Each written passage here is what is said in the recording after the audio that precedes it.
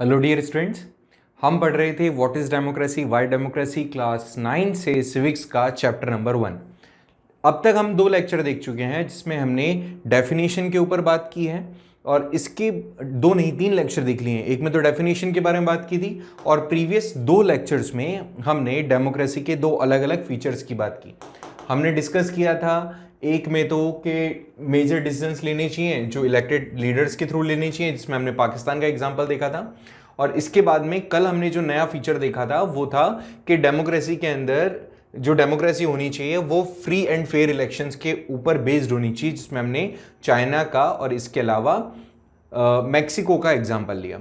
आज हम third feature के बारे में बात करने जा रहे हैं जो कि है 1 person 1 vote and 1 value. Okay, तो शुरू करते हैं। सबसे पहले इसको समझना कि डेमोक्रेसी के अंदर इलेक्शंस जो होने चाहिए, एक्चुअली डेमोक्रेसी में इलेक्शन नहीं होंगे तो फिर होगा क्या? तो इलेक्शन के थ्रू यहां पर हर एक पर्सन के पास में इलेक्शन में पार्टिसिपेट करने का मौका होना चाहिए, तब तो डेमोक्रेसी कहलाएगी। ये थर्ड फीचर है। तो देखो यहां लिखा हुआ है कि जो भी चीजें whatever the things are happening must be through universal adult franchise, कि जो भी चीजें हो रही है, इलेक्शन प्रोसेस हो रहा है तो वो यूनिवर्सल अडल्ट फ्रेंचाइजी के थ्रू होना चाहिए।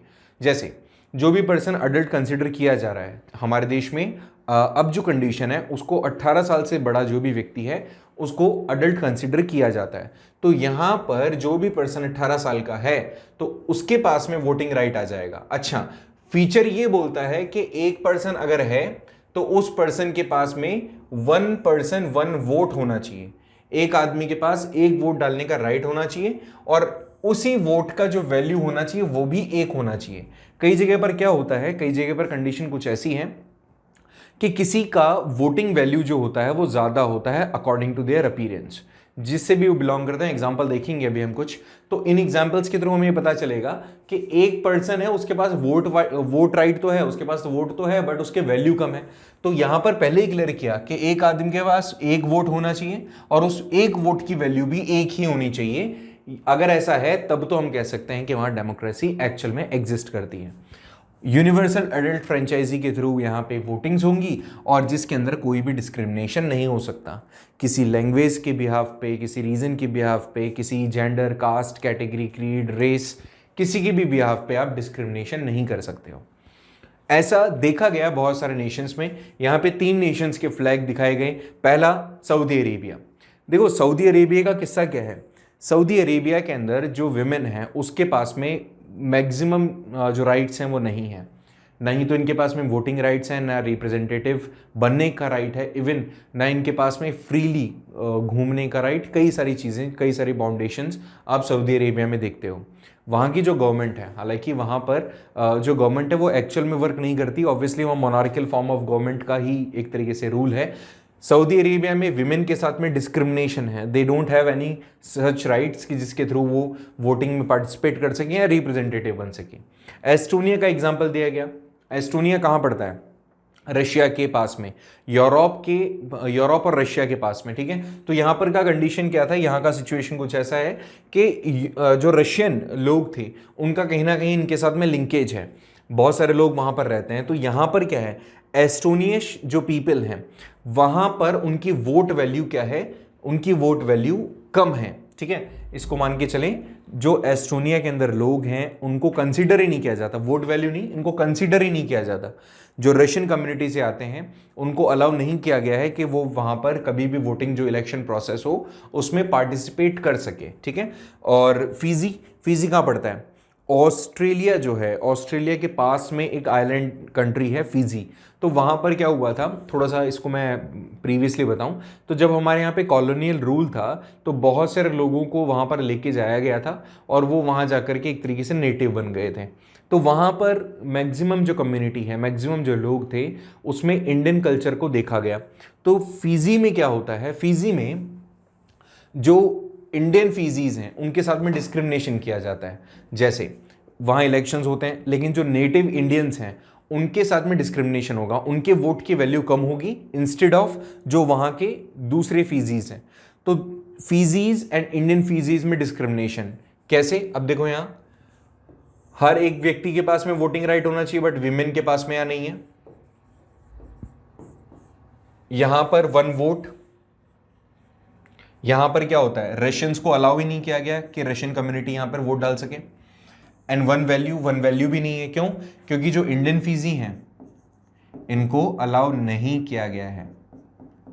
इनका वोट तो डालते हैं बट इनका जो वोट वैल्यू है वो कम है। तो ये 3 एग्जांपल्स हमने देखे, इससे ये चीज हमने समझ ली कि यहां पर अगर इस तरह का कोई कंडीशन है कि एनी हाउ कुछ भी किसी भी कंडीशन में आपके साथ में डिस्क्रिमिनेशन हो रहा है किसी भी बेसिस पर, तो भी आप डेमोक्रेसी उसको कंसीडर नहीं कर सकते हो। अगर आपके साथ में आपको अलाउ नहीं किया जा रहा है वोट डालने के लिए, तो भी आपको कंसीडर नहीं किया जाएगा, उस जगह को डेमोक्रेसी कंसीडर नहीं किया जाएगा। और अगर आपकी वोट वैल्यू कम कर दी गई है तो भी आप वहां पे डेमोक्रेसी को नहीं मान सकते हो कि वहां डेमोक्रेसी का रूल है। ओके, सो फीजी आपको समझ में आ गया होगा, आपको एस्टोनिया समझ में आ गया होगा, ठीक है। कंफ्यूजन है तो पूछ लेना। एस्टोनिया वाला मैंने आपको किस्सा बता ही दिया।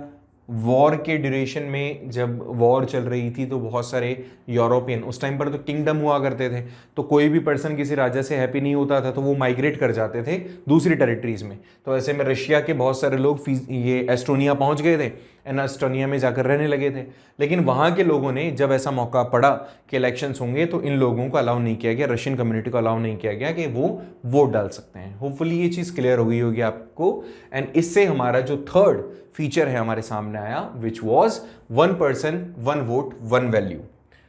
क्या कहता है कि डेमोक्रेसी में हर एक अडल्ट सिटीजन के पास में वन वोट राइट होना चाहिए और हर एक वोट का वैल्यू जो होना चाहिए वो भी एक ही होना चाहिए। This is our third feature, ये हमारा थर्ड फीचर है। होपफुली क्लियर है ये चीज सभी को।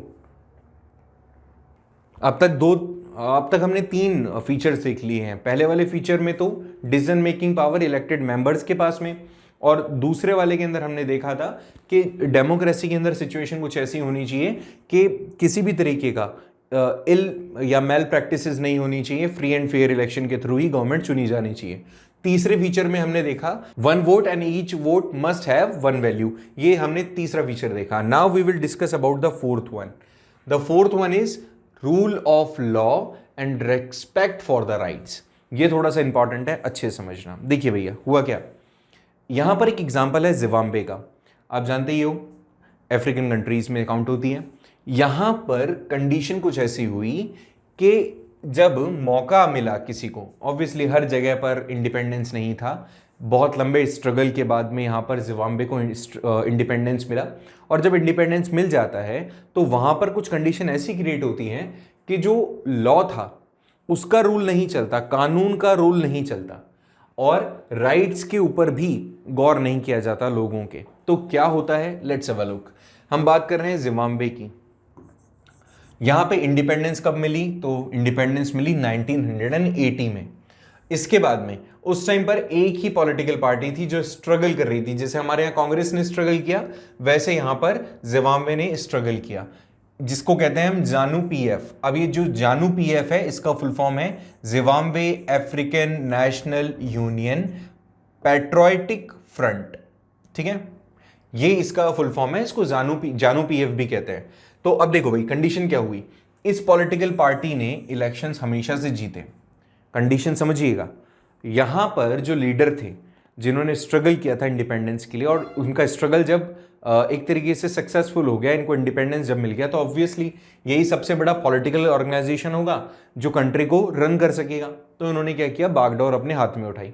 ऐसी कंडीशन में जो जानू पीएफ था उसने अपने आप को कॉन्स्टेंटली अपनी पावर में रखने के लिए इल प्रैक्टिसेस करना शुरू कर दिया, अनफेयर प्रैक्टिसेस। याद करो हमने मैक्सिको का एग्जांपल लिया था, तब भी वहां देखा था कि उन्होंने भी जीतने के लिए जो भी वो कर सकते थे, all such things they were doing. तो यहां पर इन्होंने भी ऐसा ही किया कि इस पॉलिटिकल पार्टी ने अनफेयर प्रैक्टिसेस करना शुरू किया।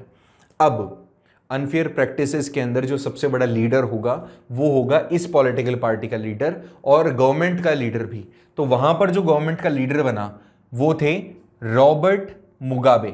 तो रॉबर्ट मुगाबे जो इस पॉलिटिकल पार्टी से आते थे और प्रेसिडेंट बन चुके थे, उन्होंने अपने आप को हमेशा गवर्नमेंट में बनाए रखने के लिए कॉन्स्टिट्यूशन में बहुत बार चेंजेस कर दिए। इतनी बार अमेंडमेंट किया गया कॉन्स्टिट्यूशन में, जस्ट फॉर मेक श्योर कि प्रेसिडेंट की पावर सबसे सुप्रीम रहे। और प्रेसिडेंट को उसके पोस्ट से कभी भी नहीं हटाया जाए। दोबारा सुने, मुगाबे ने क्या किया, मुगाबे ने बेसिकली अपनी पावर को और बढ़ाने के लिए, प्रेसिडेंट की पावर को और बढ़ाने के लिए कॉन्स्टिट्यूशन में बहुत बार चेंजेस कर दिए। अब ये बात तुम समझो, अगर मैं यहां बात कर रहा हूं कि कानून का ही रूल होना चाहिए, तो कानून का रूल तो चल ही नहीं रहा, यहां पर तो एक पॉलिटिकल पार्टी का रूल चल रहा है। आ रही बात समझ में? और यहां पर किसी भी चीज को नहीं देखा जा रहा है, यहां पर सिर्फ फोकस किया जा रहा है कि कैसे एक पॉलिटिकल पार्टी अपनी पावर को कॉन्स्टेंटली बनाए रखे। ठीक है, और देखो क्या हुआ, तो मैंने आपको एक बार पहले रिवाइज कर लो छोटा सा। इंडिपेंडेंस 1980 में हर बार यही जीतते थे बिकॉज ये अनफेयर प्रैक्टिसेस करते थे, और जो मुगाबे इनके लीडर थे उन्होंने कॉन्स्टिट्यूशन को बहुत बार, several time they have change just because to make के इनकी पावर जो हो वो हमेशा बनी रहे, कांस्टेंट रहे और बढ़ती जाए। आगे देखिए और क्या हुआ, जो जिम्बाब्वे के लोग थे उन्हें अलाउ नहीं किया गया था कि वो गवर्नमेंट को क्रिटिसाइज कर सकें। अब हमारा जो सेकंड पॉइंट है, रेस्पेक्ट फॉर द राइट्स, किसी के पास भी कोई राइट नहीं दिया गया है, केवल गवर्नमेंट जो है वो अपने आप को कंसीडर कर रही है सबसे प्रायर। वो लोगों को ये राइट भी नहीं दे रही कि उनकी गलत पॉलिसी को वो लोग एटलीस्ट कह सकें, क्रिटिसाइज कर सकें। तो लोगों के पास में क्रिटिसिज्म का कोई भी राइट नहीं था। अब तो वही बात होगी, इंडिपेंडेंट नहीं थे तब भी तो यही सिचुएशन थी, अब इंडिपेंडेंट हो गए तो ये तो सो कॉल्ड इंडिपेंडेंस है।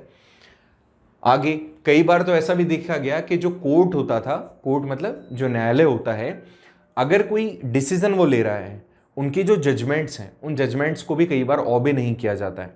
गवर्नमेंट के अंदर कई बार ऐसा देखा गया कि जो कोर्ट ने कोई जजमेंट अगर दिया है तो उस जजमेंट को भी इग्नोर कर दिया गया गवर्नमेंट के थ्रू, कोर्ट के जजमेंट। जबकि डेमोक्रेसी के अंदर जो सबसे प्रायर माना जाता है तीनों ऑर्गन्स में वो होता है कोर्ट, जिसको कोई डिसऑबे नहीं कर सकता। इवन लेजिस्लेचर एंड एग्जीक्यूटिव को तो हमेशा उसकी बात माननी पड़ेगी, और इसीलिए उसको बनाया गया है कि किसी भी गवर्नमेंट के अंडर में वो ना आए। लेकिन यहाँ पे गवर्नमेंट के अंडर में तो ये कोर्ट भी नहीं है, बट इसकी बात को ओबे नहीं किया गया, कई बार ऐसा देखा गया। और सुनिए, टेलीविजन, रेडियो या प्रेस, इन सबको भी गवर्नमेंट के थ्रू ही कंट्रोल किया जाता था। टीवी पर वही सारी चीजें दिखाई जाती थी जो गवर्नमेंट को एक तरीके से अप्रिशिएट करे, गवर्नमेंट की अच्छी अच्छी चीजें बताती थी। रेडियो पर वही सुनाया जाएगा जो गवर्नमेंट चाहेगी, एंड प्रेस वही सेंसरशिप वाली बात है कि आप गवर्नमेंट के अगेंस्ट में कुछ नहीं लिख सकते हो, आप वही लिखोगे जो गवर्नमेंट चाहेगी। तो किसी भी तरीके से लोगों के पास में राइट नहीं है, ना ही तो वोटिंग राइट है, ना क्रिटिसिज्म का राइट है, ना इक्वालिटी का राइट है, ना अपॉर्चुनिटी इनके पास में है, और ना ही कोई फ्रीडम है। सो कोई राइट नहीं है। अब ऐसी गवर्नमेंट जहां पे रूल भी लॉ का नहीं और ना ही किसी राइट के बारे में लोग बात कर रहे हैं, तो ऐसे इंडिपेंडेंस का फायदा क्या?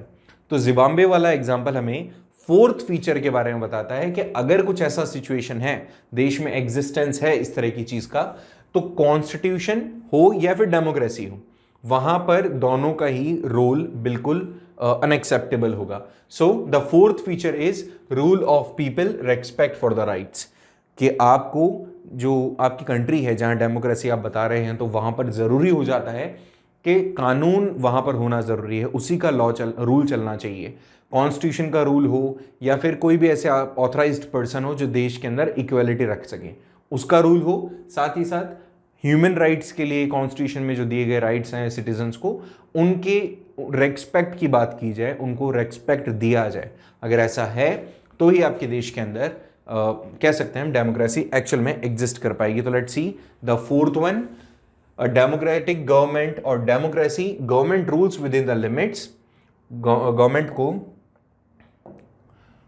को काम करना चाहिए अपनी लिमिट्स के अंदर जो कॉन्स्टिट्यूशन के थ्रू सेटअप की गई है, और जरूरी है कि वहां पर रहने वाले सिटीजन्स के पास में कुछ राइट्स हों। अगर ये सारी चीजें नहीं हैं तो फॉर श्योर आप ये बात मान के चलिएगा कि किसी भी देश के अंदर डेमोक्रेसी अच्छे से एक्चुअली वर्क नहीं कर पाएगी if these four basic things are not available. So कौन कौन सी बेसिक चीजें हैं? पहला वाला क्या था, मैंने आपको बताया, मेजर डिसीजन पावर जो होना चाहिए वो इलेक्टेड लीडर्स के पास में होना चाहिए, फ्री एंड फेयर इलेक्शंस होने चाहिए, 1 पर्सन 1 वोट 1 वैल्यू होना चाहिए, और लास्टली किसी भी डेमोक्रेटिक कंट्री के अंदर जो रूल होना चाहिए वो कॉन्स्टिट्यूशन के थ्रू सेट किए गए लॉज का होना चाहिए। साथ ही हर एक सिटीजन के पास में इक्वल राइट्स हों, जिसको कभी भी डिस्क्रिमिनेट नहीं किया जा सकता हो कास्ट, क्रीड, जेंडर, रेस या फिर लैंग्वेज के बिहाफ पे। तो ये 4 फीचर्स के बारे में हमने बात की। थोड़ा सा रैपिडली हो गया, जल्दी जल्दी हो गया, टाइम कम है, काम बहुत ज़्यादा है, इसीलिए इसको मैंने थोड़ा फास्ट आपको एक्सप्लेन कर दिया। 4 फीचर्स हमने पढ़े हैं, हमने डेमोक्रेसी का डेफिनेशन पढ़ा है, वो चीज़ें आपको याद होनी चाहिए। कल हम बात करेंगे कि डेमोक्रेसी ज़रूरी क्यों है। तब तक आप इसको एक बार फिर से रिकैप करें, रिवाइज करें, ब्रशअप करें और फिर आएँ तैयार होकर के नेक्स्ट टॉपिक के लिए, जो कि बहुत इंपॉर्टेंट है कि वाई डेमोक्रेसी। मिलते हैं नेक्स्ट लेक्चर में। Bye bye.